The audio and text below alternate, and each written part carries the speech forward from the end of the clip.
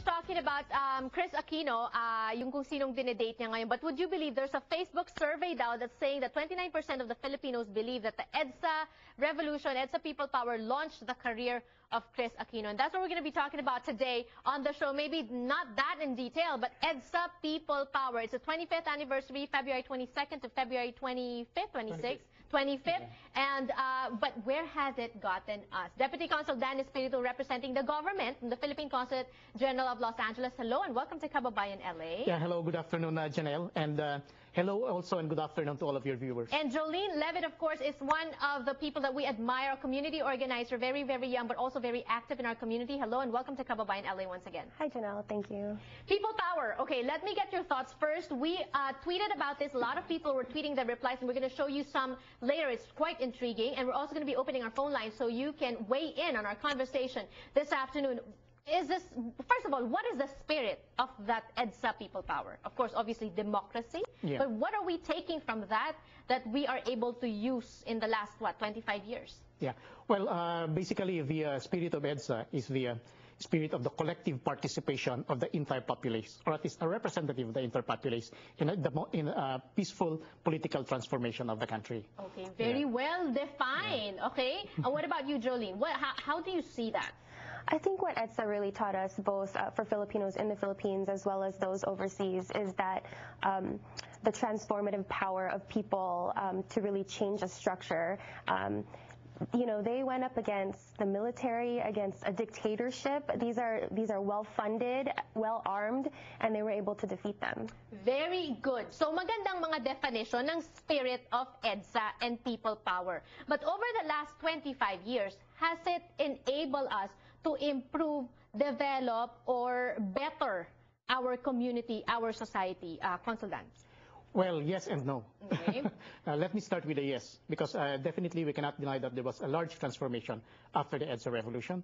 Definitely we can say that there was a democratization of the Philippine political structure.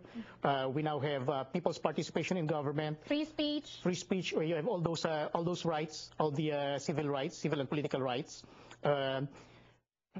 Even the rebel leaders who were then imprisoned or in detention were released. Yeah, okay. They're now in the Netherlands and elsewhere. Right. But the no?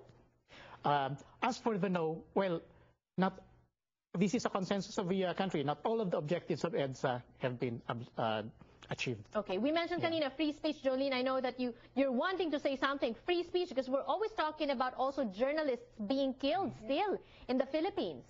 I think that the human rights violations under Gloria Macapagal-Arroyo were very publicized, and even today with Ninoy Aquino, we've had over 20 deaths of organizers, journalists, and I think it really forces us to step back and look at how the dictatorship has really seeped into the political structures and what hasn't been recovered since then.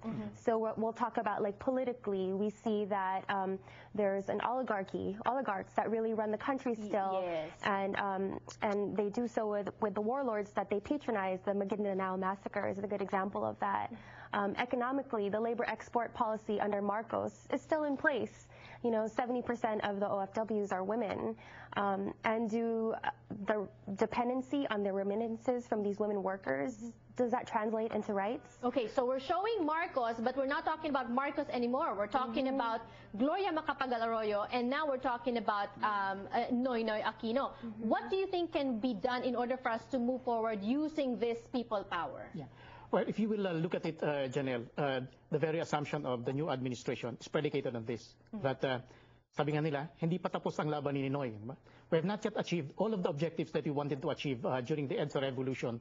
And so we elected this new government, and this new government has put into place programs which will address this and hopefully will achieve most of these objectives. Now, to come to that issue, for example, of the political killings that Jolene has mentioned, we know very well that unlike before the revolution, when political killings happen and you don't see any government action about it. Right. Now, this time, it's a big program of the government to investigate these killings. The DOJ is on top of it.